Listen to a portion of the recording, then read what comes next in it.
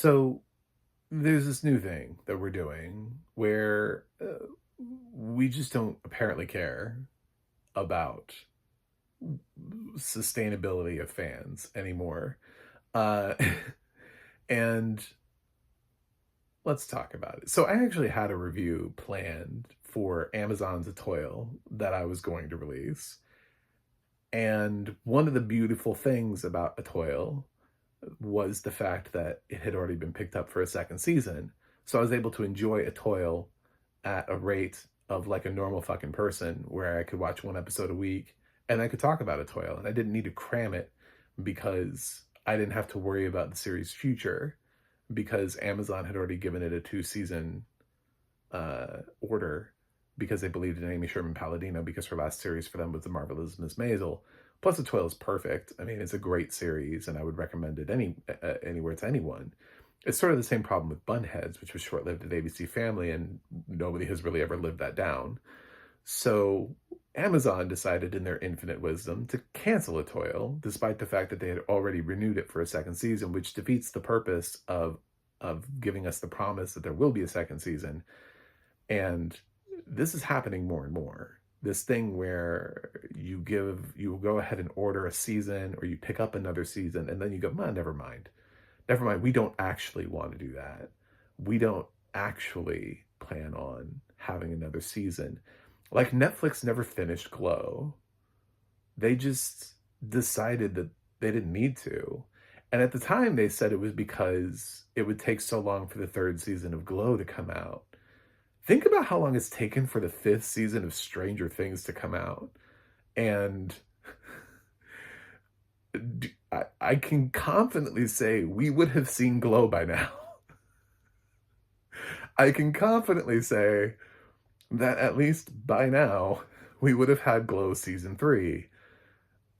So this idea that that was the torpedoing reason COVID killed Glow, a show that was already filming its third season and already had at least one completed episode that no one has ever seen, was not renewed by Netflix. Actually was renewed by Netflix and they took it away. And this is something that we've seen over and over again.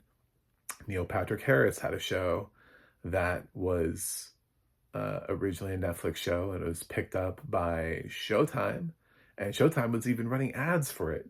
And then they pulled it at the last minute and canceled it. I, I, it's baffling. It is absolutely baffling that this keeps happening, that we keep picking up shows and then taking back the episodes and then saying, never mind. Never mind. To TV fans, it's already hard enough to jump into a series wondering whether or not, you want to give a series time, whether or not it'll have a future. And so a lot of people actually don't watch series anymore in their first seasons until they know a show's been renewed because they don't want to waste their time on one season wonders.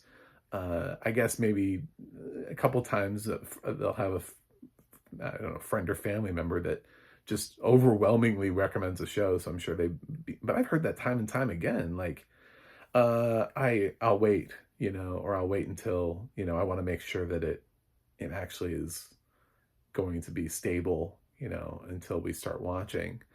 And those are people who don't really pay attention to the business, but they've noticed a trend in the fact that the things that they were watching were always getting canceled.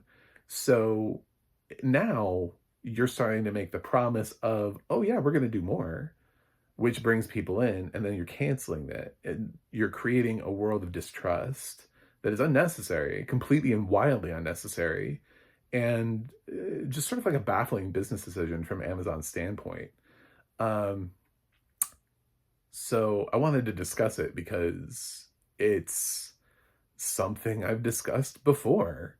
And I think Etoile is an excellent case study because Etoile is a ballet drama.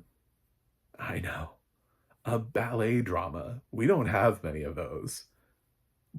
Actually, that's why everybody keeps referencing Bunheads, because I think the only, sustainable ballet show that we've had that people have liked is Bunheads. So Amy Sherman Palladino tried to make it happen again.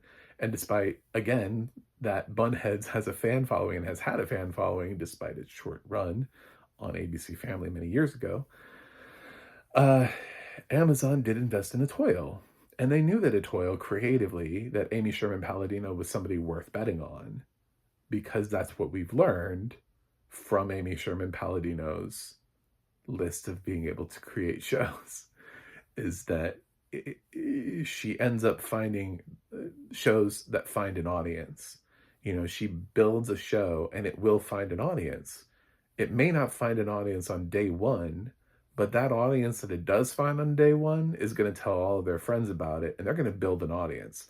So the whole reason you give Etoile a 2-season pickup is because you understand the fabric of Amy Sherman Palladino and how her shows work is the fact that they grow over time. They're not huge hits out of the gate. It's not fucking Lord of the Rings, man. Like, this isn't Fallout. She's not directing and creating and producing an established franchise. Her biggest star is Luke Kirby. Like, this is, you knew what you were getting into, and you knew that this kind of show was going to rely on the fans, who were already pissed. I saw an article already posted by Variety, and the entire comment section is like hundreds of Etoile fans who were like, what the fuck? Because of the promise of a second season, because we were supposed to be given enough time to enjoy Etoile at our own pace, and then also recommend it to other people and get them excited about Etoile and be able to say, hey, you know, it's already got a second season, it's coming down the line. Why not? Why not? And I think the whole canceling of Etoile is sort of bullshit on Amazon's part, because they knew from the beginning that it wasn't going to be a ratings hit on day one. Again, the biggest star here is Luke Kirby, and it's a ballet drama. So you're running on created by Amy Sherman Palladino, which is going to get you far enough. I'm sure Etoile floated in the top 10 when it debuted, but it also requires people to actually have to watch the show, hear from their friends. Hey, did you hear about Etoile? And it's dropping at a time when a lot of other heavy Emmy award friendly shows are dropping. There's a lot that's going on. Amazon's dropping a ton of shows all around it, from The Bondsman to Better Sister to Motorheads to, they got plenty of shows dropping in and around Etoile to pull away from their own shows. So, which they already canceled The Bondsman too, by the way. They're on a spree of displeasure where they're just not happy with anything, I guess. And they had already canceled Laverne Cox's sitcom, The Last Thing Ever to Be Created by Norman Lear. Earlier after that, probably not a great sign for Motorheads at this point. Be afraid, Motorheads, be very afraid. Take nothing for granted, by the way, also, if you get a second season. And that's the thing, is that I think, how does this affect the arena? And I think when you start looking at people who are creating shows and then having them sort of like ripped away from them, like J.J. Abrams did by Max, when Max was going through and like writing off shows that were too expensive, and they shelved entire movies and used them as tax write-offs. They canceled one of J.J. Abrams' more expensive projects that he had been working on. I think if you are a big name, an actor, a director, producer, whatever, and there's you have to have a penalty.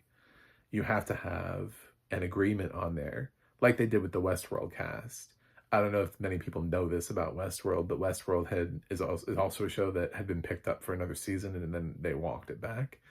Well, the problem was that they had already promised the actors, so the actors got paid to do a season of a show that didn't exist. So that's why you do that. So I hope Amy Sherman Palladino got paid. I hope the actors all got paid. I hope Amazon has to feel the cost of this somehow so that they don't make this kind of decision again.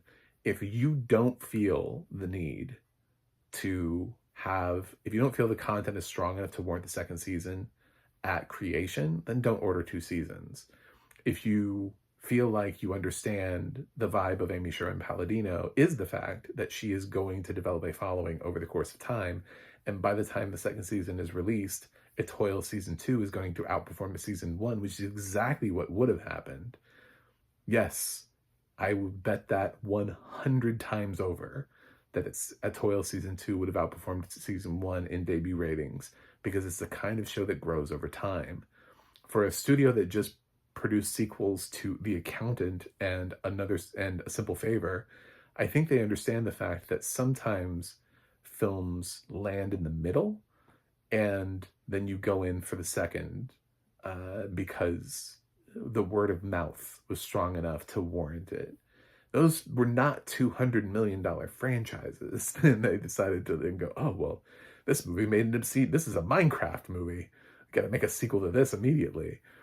No, those films didn't even crack 100, and they both got sequels because they had word of mouth. So Amazon seems to want to tap into that in terms of continuing their franchises and creating franchises where there are none. So the fact that they looked at Etoile and initially saw that and then took that away is very disconcerting, because they're willing to spread that sort of disloyal trust with their audience and cost themselves subscribers or audience, who are going to turn away, who are going to say, never mind. I don't want to, and it's going to cost other shows, because every time that happens, it makes somebody more cautious in watching a new show, and then they just binge watch something that already has.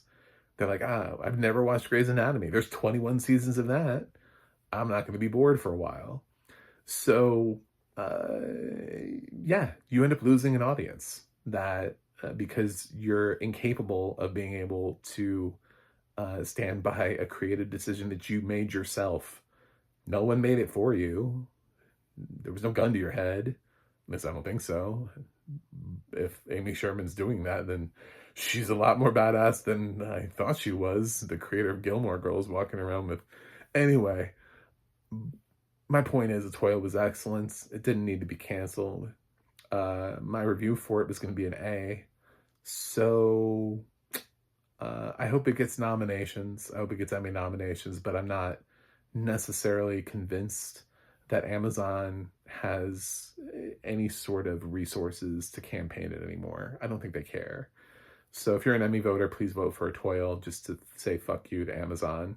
And if you're an Amazon subscriber and you like Etoile, I don't know, don't watch their next thing. Torpedo another show. And let that die. Find something that is expensive that they spend a lot of money on, and then don't watch it. Just be like, oh, you spent how much? Okay, we're not watching that. Bye. Yeah, so stop doing this. This is an awful trend, and I don't know why it's actually taking more of a hold in Hollywood, while audiences seem to hate it more and more. It's sort of like AI. People aren't really that stoked about it, but we keep talking about it like we are. Like AI in film. AI and other things. Yeah, sure. I don't need AI actors, though. Anyway, thanks for watching. Thanks for subscribing, and I'll see you guys on the other side.